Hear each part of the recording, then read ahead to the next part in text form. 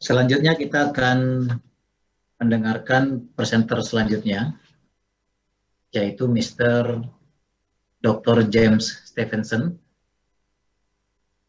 dari IHS Markit, ya. Jadi beliau live dari Sydney. Hi everybody, can you guys see me? There we go. Okay. I thank you very much. How you doing, Professor? Nice to be here, and Okay, thank you, very James. much appreciate the invitation to present. Okay, the first, I would like to introduce the Dr. James Stevenson. So Dr. James Stevenson is Senior Director in Head of Research for IHS Markit School, Metals and Mining Group. So Dr. Stevenson holds the undergrad and master degrees from University of Sydney in Australia, and he got a PhD from Yale University in USA. And now the IHS Markit analysis is doing some research about the global coal and North American coal. So Mr. Stevenson, you have 20 minutes. So I hope Thank you very much. you can Let me enjoy share with my your time. screen. Can you see my screen? Yeah, it's clear. Thank you. Terrific. Okay, let me just minimize us. Yeah, look, like I said, everybody appreciate the chance to present for the Association of Indonesian Mining Professionals. And of course, first of all, I know behind in the professor's background there, you could see all of the sponsors. I'd of course like to thank the sponsors first up. Events like this are hard enough in normal times, and they're even harder during this pandemic. So really do appreciate the support that all of the sponsors have given.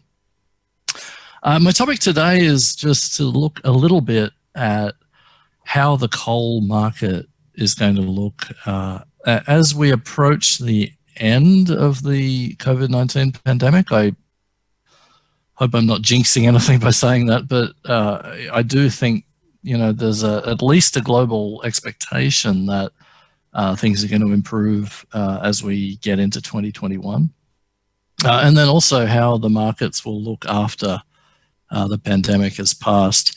And by putting the turning of the tide in here, I think we're either at the bottom of the coal markets or we're very, very close to it. You know, I think things have been, you know, sort of similar to current levels for a couple of months now, and I don't think they're going to get a whole lot worse. And I think in terms of risk, there's much more upside. My key takeaways are, you know, if you remember a few things out of this presentation, I think these are the key ones. COVID-19 is going to hurt import demand this year by more than 90 million tons. Now, we think this year, we'll be down about 85, but we would have had a growth year. So accounting for that, it'll be over 90 million. That's just thermal coal. And I'll only be talking about thermal coal. Metallurgical coal, obviously, also getting hit very hard. Indonesian exports in 2020, we think, will fall over 40 million tons. And I'll talk more about that later on. Despite really very, very vast global cuts already, we don't think we're quite at the cuts that are required to balance the market. And on top of that, we also need to pull down inventories a bit before we can get genuinely stronger pricing. We do think 2021 will bring improvement. Our macroeconomists are still talking about a V-shaped recovery. Now, it's not like a super sharp V. It's going to take a little while, but that is still their expectation, and their expectation is very strong GDP growth in 2021. Obviously, that's also a function of how weak 2020 will have been, but it's still going to take a little while to get back to kind of 2019 levels, and we don't think we ever get back to a 2019 sort of that pre-COVID trajectory that the coal markets were on. Longer term, the global market is going to grow for the next 10 years slightly. We don't think it's going to reach 2019 levels again, and people used to love talking about phrases like peak oil in our view, peak coal trade has already passed, and it happened in 2019. And because of that, we don't think Indonesian exports get back to 2019 levels, but they will certainly bounce back, and they will be strong, only a little bit off where we had expected they would be before COVID-19. Now, and guys, please interrupt me if I'm a few minutes before the end. Let me know if I'm running long, and I'll make sure I wrap up within 20. We expect, this is just a little detail on the demand side. The main negatives in terms of demand this year are India, where we expect import demand down 37 million tons of thermal coal. Some signs of life there, really, and we've actually raised that. We had expected it would be down more than 40 previously, and a little bit more buying certainly on the industrial side, and a little more on the generation side as well. Europe was always going to be down this year, and it's down more than it would have been, but it was always, it is a fundamentally negative demand story in Europe. Mainland China, we expect, will be down. There's a lot of uncertainty around that. Now, that expectation is based on the current situation of import restrictions. If those go away, then I would say mainland China will probably end up roughly flat year on year. Other parts of Asia, mostly down. Vietnam is the one real demand side positive in all of this. Parts of the Indian Ocean also positive, but Vietnam is really, demand there has soared, and that's really been a function of shortage of electricity that had been happening last year, and then also a drought impacting hydro generation. That drought is well and truly past, so we don't think it's going to be as big a boom in the second half of the year, but the first half certainly was. Looking at the supply side, this chart on the right, Indonesia we think is going to be down 42, 43 million tons. The good news, I guess, it's not really good news, is that a lot of, we think there are already 33, 34 million tons of cuts embedded into Indonesian supply. So, these days of $23, $24 M42, 42Gar, we don't think will last much longer. Globally, we think we need about 88 million tons of cuts. If you look at that green box, we see, and we look really mine by mine, we think we have about 80 million tons of cuts already in the books globally. So we're not too far away from balancing with demand. The follow-up challenge, though, is that we need to also get rid of some of these inventories, and that's going to take some time. We can't simply balance supply and demand. We need to get supply even lower than demand so that we can draw down inventories. This slide, very familiar story for the audience, I'm sure. I'm showing our M42 index, which is the Indonesian 42Gar. It's currently at 23, or last Friday it was $23. That is less than 50% of where it was 2.5 years ago. And that's obviously causing a lot of pain, even though suppliers have been doing a good job, I think, of getting their costs down. But at $23, not many entities are going to be cash flow positive. These prices are not sustainable. They will go away. On the right, you can see the impact to Indonesian supply. Had been relatively consistent through March, and then started to feel the impact of COVID-19. We do think there'll be a bit of an uptick for the rest of the year, and our 43 million down number is predicated on a bit of an uptick later in the year. So if that does not eventuate, then Indonesian situation could be even worse. Now, it's one of these things, I've done a lot of sort of doom and gloom presentations, I think, over the last kind of 3 or 4 months, and I really wanted to highlight some positive things in here. And I went through, we do a lot of news reporting, and I just went through headlines of September to date, so not even 3 weeks. We've seen Australian prices firming. We have increased South Korean, Taiwanese, and Vietnamese tendering. Increased Ukrainian buying ahead of the winter. That's not a direct impact on Indonesian supply, of course, but to a degree, there's a domino effect that will help. Some good news last week in the release of some import quota into a number of ports in Guangdong and Fujian. Now that's clearly not widespread, and it's not apparently a sign of port restrictions being eased, but is it negative? Is it positive? It's definitely positive for supply and for pricing. Petcoke prices have been very strong, and that's helped industrial coal demand, particularly in countries like India. India's monsoon has ended. Indian thermal coal buying in the sponge iron sector and cement sectors has increased, and also to a degree in the power sector. Indonesian prices have plateaued. They haven't gotten worse, really, only a little worse maybe over the last few weeks. And there has been a little bit of increased buying interest. Then stronger imports into Turkey, as a strike in Colombia. So a number of positive signs, and these haven't translated to prices. But I think we do. The way markets work is you build up kind of bullishness, and there'll be something holding it back. And in this case, we think it's inventories. And then eventually, as the inventories do go away, then prices correct quickly. And that's, I think, what will happen here. Just a little detail on why we think prices haven't recovered at all. Supply is really approaching demand levels, but we still need to get rid of some, right? So that's the first thing. We probably need to pull out another, I think, it's another 8 million tons, I think we said in that previous slide. We need to get inventories down. Now, a somewhat scary statistic is that a couple of months ago, India had 150 million tons of coal on the ground, and we assessed that normal would be about 70. And so at the time, there was about an 80 million ton excess of inventories, which is equivalent to the entire annual exports of South Africa or Colombia. So huge. Okay, now about 20 million of that has been burned through.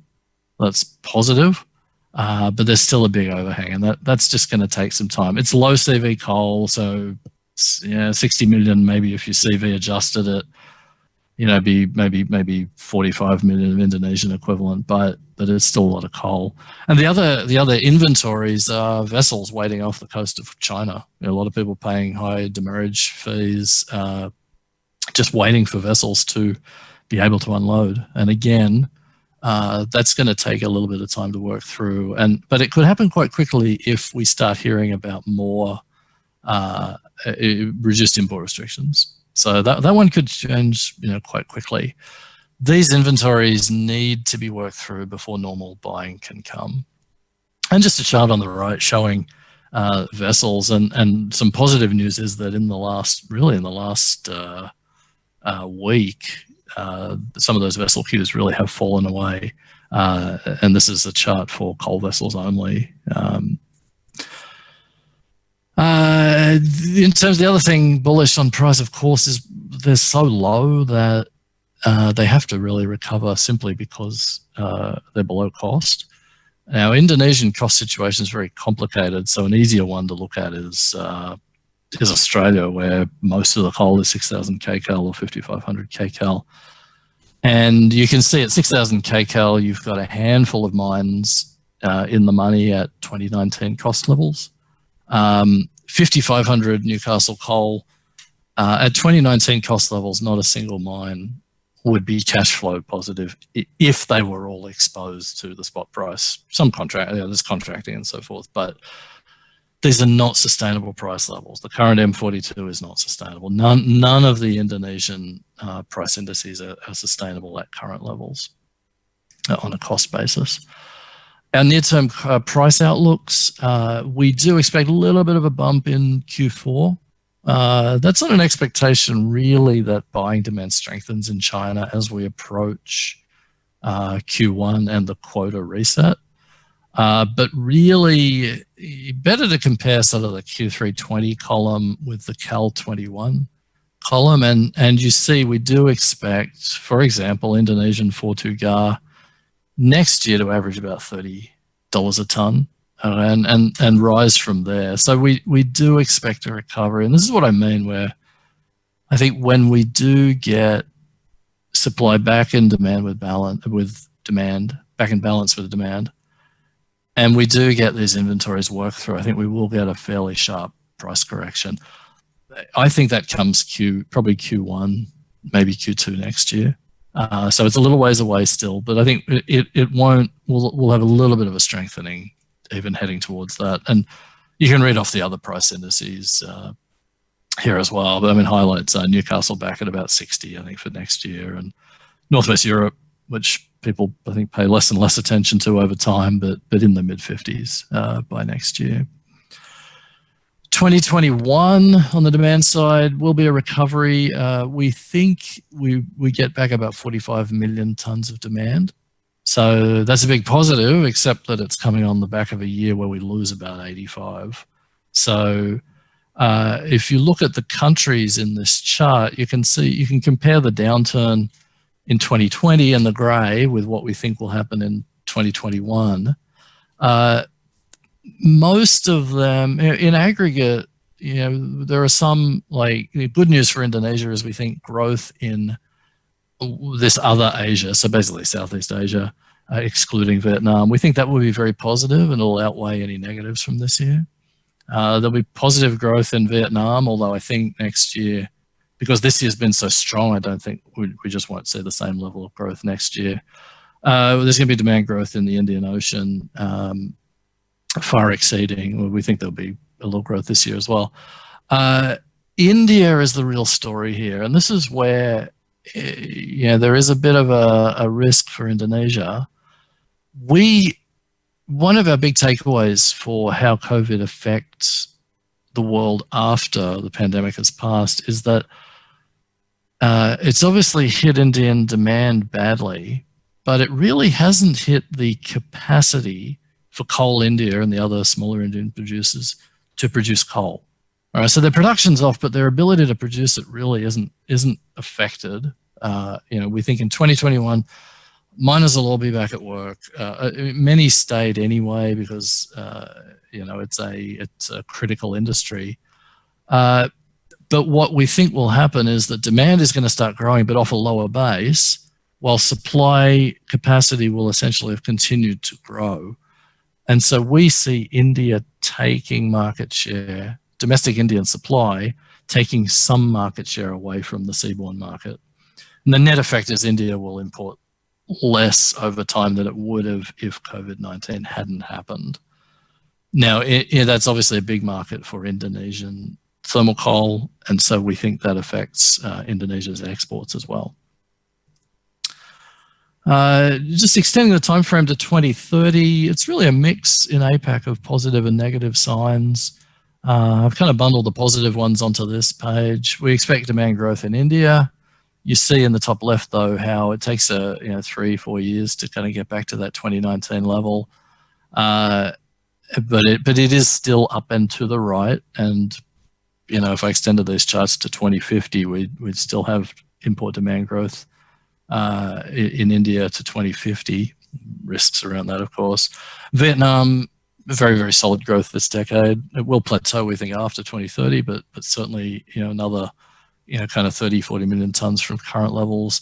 Philippines positive.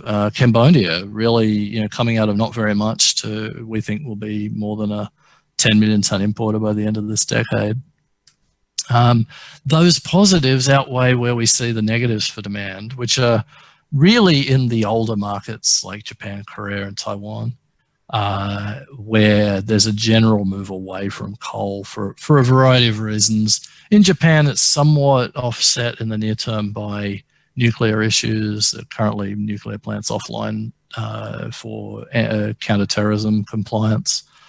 But really, in those countries, the direction for demand is down and to the right in these charts. It's going to gradually erode. China is one. It's been a big uncertainty. We are confident in the long term that China will pull away from import demand for coal. This is also an important forecast for Indonesian supply. Big nuclear build, LNG regasification, hydro movement, big power line development, better coal transportation development. There are a whole bunch of drivers, and in general, a desire by wealthier coastal populations to not have coal demand right where they are. So we think this means that there'll be less import demand for coal in China over time. but picking exactly when this downturn happens is very uncertain. But we certainly think that over time, by the end of this decade, that China will be importing probably 50 million tons less coal than they were in 2019. Last couple of slides. I think I'm going all right for time. For thermal demand overall, this is now looking at global situation, pretty flat. So we do have growth in APAC in net, but that's more or less offset by declines in predominantly Europe, some other destinations, but predominantly Europe. If you look in a little bit of detail there, you can see the orange were the countries I showed in the previous slides of China, Japan, Korea, Taiwan. You see those contracting, but the positive stories are Southeast Asia in the blue and Indian Ocean in the light green. What this means for supply, you can see how we see the effect on Indonesia. Indonesia's in the grey in the chart on the right, and we had previously expected that a roughly flat level from the 2019 level, which was I think 455 million metric tons. We now think Indonesia is going to be in the kind of 425 to 430 area, so roughly 20 million tons less. And again, that's because we think that domestic Indian supply takes some of that market share. Now, again, there are risks here. There's definitely the possibility that those 20 million tons of Indonesian supply aggressively market elsewhere, and if that happens, it'll hurt price, but it's definitely a possibility. But one of the reasons we err towards this as well is that we have a big growth story in domestic Indonesian demand, and none of you, I'm sure, are strangers to that narrative of the government wishing to retain more of its coal for the domestic demand market. And lastly, I believe some price outlooks. We do have, I'm just showing the 4.2 GAR price on the left, our M42 index. We have that definitely recovering in 21 and then steadily recovering. These are, I have forgotten to label that as nominal dollars, but all of these charts are nominal, a real 29 US dollars. We have M42 getting up to the mid 30s kind of by 2023 and rising very slowly from there, essentially a function of slowly rising mining costs, leading to some increases in the real dollar price. And then if you're interested in some of the delivered destinations around the world, you can see our forecast for those on the right. Those were all of my prepared remarks. Really appreciate the chance to present. Thank you very much. Thank you very much, Dr. James Stevenson, for your interesting presentations. So we still have the 2 minutes. So I have the short questions for you. Mm-hmm. You already explained about the thermal coal markets in the future. So since Indonesia has the metallurgical coal as well, what do you think about this coking coal commodity in the future demand and price for the global demands? Yeah, we have it growing. We do expect that Indonesian supply will grow. And metallurgical coal's a very different market to thermal coal. In many ways, it's macro economy driven much more than power generation. So it's not really affected by things like energy efficiency. We still have questions about investment adequacy globally in metallurgical coal. And because of those, I think any ton of Indonesian metallurgical coal that can be produced will probably find a home. We don't have I think we have it getting to maybe 12 million tons by 2030 or something like that, up from, I think it was like 5 in 2019. But it is definitely a growth story. And I do think globally there is an opportunity because investment in Australia is becoming more and more challenging. We had the big bushfire season last summer, and that's gotten a lot of people looking at coal. And some of these coal mines here in Australia take 7 years to permit, and everyone's familiar with the Adani Carmichael experience. So, yeah, I think if you can get projects up and running in Indonesia for coking coal, there'll be demand for it. Okay, thank you, Mr. James. So My pleasure. Thanks for having me, guys. To discuss with you. So I hope in the future, in the next times, we can invite you again to discuss more detail about this. I'd love to do it again for sure. Okay.